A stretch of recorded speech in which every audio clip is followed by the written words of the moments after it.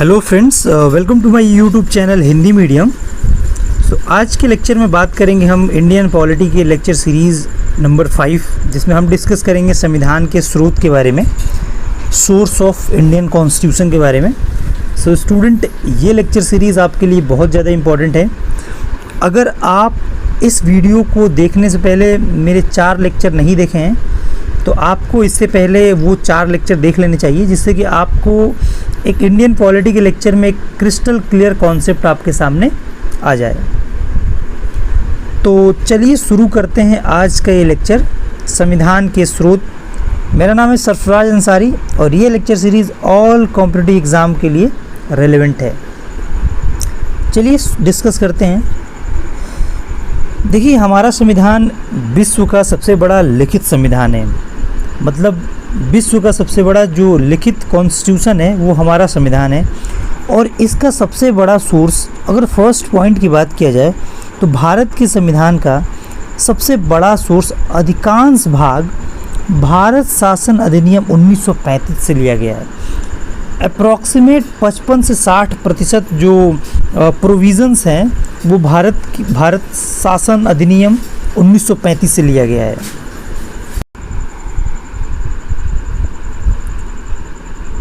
Next point की अगर बात की जाए स्टूडेंट, तो नेक्स्ट है हमारा ब्रिटेन के संविधान द्वारा संसदीय शासन पद्धति, विधि का शासन, मंत्रिमंडलीय प्रणाली, एकल नागरिकता, द्विसदनीय प्रणाली, विधायी प्रक्रिया और संसदीय विशेषाधिकार, परमाधिकार लेख आदि का उपबंध लिया गया है। एक चीज़ मैं आपको क्लियर कर दूं कि जो हमारा इंडियन कॉन्स्टिट्यूशन है वो सबसे ज़्यादा तो भारत शासन अधिनियम 1935 से लिया ही गया था, बट उसके अलावा दूसरा अगर कोई प्रोविज़न सबसे अधिक लिया गया था तो वो था ब्रिटेन से, यूके से। ब्रिटेन के संविधान से भारत के संविधान में ढेर सारे प्रोविज़न्स लिए गए हैं। इसका सबसे बड़ा एग्जाम्पल है, सबसे बड़ा है संसदीय शासन प्रणाली। स्टूडेंट, जो आज का हमारा कॉन्स्टिट्यूशन है जिसमें आप 2 पार्लियामेंट, लोकसभा और राज्यसभा देखते हैं, ये प्रोविज़न आया है ब्रिटेन की कॉन्स्टिट्यूशन से। इसीलिए भारत के संविधान को नकल का संविधान भी कहा जाता है। बट वी आर अम्बेडकर यानी बाबा साहब जो अम्बेडकर थे, उन्होंने ये कहा था कि हमने सारे दुनिया के कॉन्स्टिट्यूशन को सोच समझ करके, ऑब्ज़र्व करके, रिसर्च करके, उसमें से जो अच्छे प्रोविज़न्स थे जो हमारे देश के लिए सूटेबल थे उन्हें हमें लिया। जो एकल नागरिकता है आपका, देखिए भारत का नागरिकता एकल है, एकल नागरिकता भारत का कोई भी नागरिक हो उसकी एकल नागरिकता है। बट बात की जाए अगर यूनाइटेड स्टेट ऑफ अमेरिका की, तो वहाँ पे दोहरी नागरिकता है। दोहरी नागरिकता का मतलब ये हुआ कि वहाँ एक सिटीज़न ऑफ अमेरिका का आपको नागरिकता मिलता है, यानी देश का एक नागरिक, एंड एक होता है आपका स्टेट का नागरिक बेसिकली। ठीक है। नेक्स्ट अगर देखा जाए पॉइंट, तो तीसरा पॉइंट है आपका अमेरिकी संविधान से उद्देशिका का विचार, यानी प्रियम्बल यानी प्रस्तावना, न्यायिक पुनर्विलोकन, यानी अगर किसी की कोई सज़ा दे दी गई है तो उसे सुप्रीम कोर्ट के द्वारा पुनः जांच किया जा सकता है। तो ये आपका अमेरिकी संविधान से लिया गया है। उसके बाद है न्यायपालिका की स्वतंत्रता।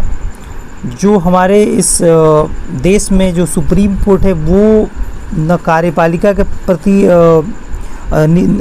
आश्रित है, न विधायिका के प्रति। तो हमारी जो न्यायपालिका है वो एक स्वतंत्र पिलर है। ठीक है।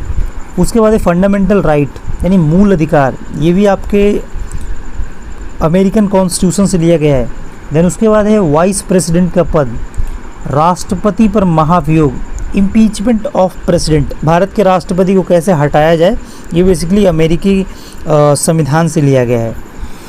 उसके बाद आपका उच्चतम न्यायालय यानी सुप्रीम कोर्ट तथा उच्च न्यायालय यानी हाई कोर्ट के न्यायाधीशों को हटाए जाने का उपबंध। बेसिकली जो सुप्रीम कोर्ट और हाई कोर्ट के जो न्यायाधीश हैं, मुख्य न्यायाधीश या जो अन्य न्यायाधीश हैं, उन्हें हटाने के जो प्रोविज़न है वो अमेरिकी कॉन्स्टिट्यूशन से ही लिया गया है।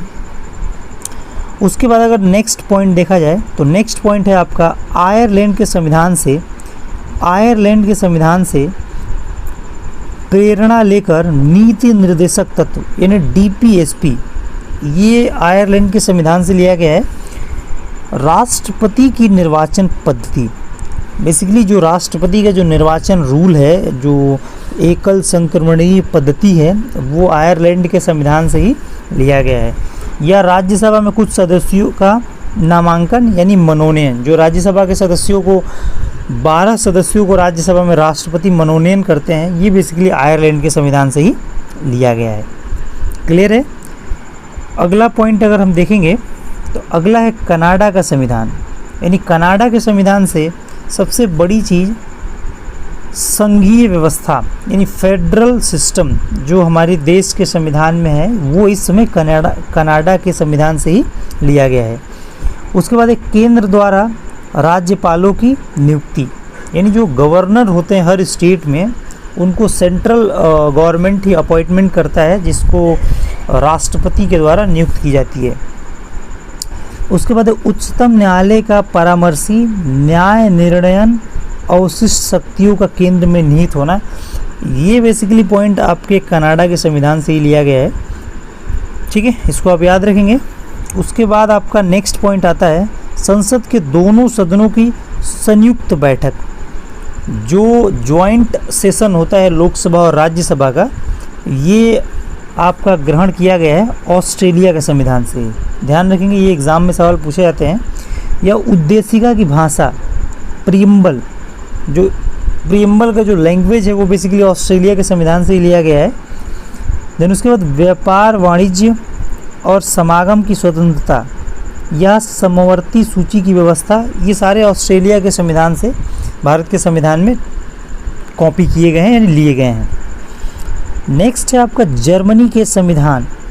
जर्मनी के संविधान से बेसिकली एक ही उपबंध लिया गया, आपातकालीन उपबंध, जिसमें वित्तीय आपात को छोड़कर यानी जो दो और आपात है यानी राष्ट्रीय आपातकाल या राष्ट्रपति शासन, ये बेसिकली दोनों कॉन्सेप्ट जर्मनी के संविधान से लिया गया है। आपको पता होगा आपातकालीन 352 352, 356 356 और 360 360। राष्ट्रीय आपातकालीन 352 अनुच्छेद के तहत, राष्ट्रपति शासन 356 के तहत और वित्तीय आपातकाल 360 अनुच्छेद के तहत ये लगाया जाता है।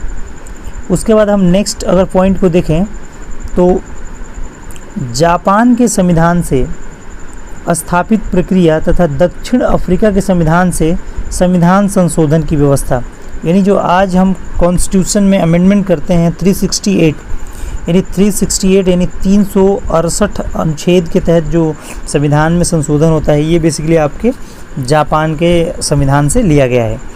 उसके बाद है आपका मूल कर्तव्य। एक इससे पहले और है राज्यसभा के सदस्यों का निर्वाचन, ये भी आपके जापान के संविधान से ही लिया गया है। तो ये एक एक पॉइंट से इसको आप ध्यान रखेंगे। उसके बाद है आपका मूल कर्तव्य यानी फंडामेंटल ड्यूटीज़ तथा प्रस्तावना में न्याय, जो सामाजिक, आर्थिक और राजनीतिक न्याय होता है, ये शब्द बेसिकली सोवियत संघ से ही लिया गया है। सोवियत संघ यानी आज का रूस जो है वहाँ से लिया गया है। बेसिकली प्रस्तावना में जो न्याय है सामाजिक, आर्थिक और राजनीतिक, यह सोवियत संघ से ही लिया गया है यानी आज के रूस से लिया गया है। तो स्टूडेंट, ये हमारा रहा भारत के संविधान के स्रोत से संबंधित कुछ कॉन्सेप्ट, और ये वीडियो लेक्चर आपके डिफरेंट कॉम्पिटिटिव एग्ज़ाम के लिए इम्पॉर्टेंट है।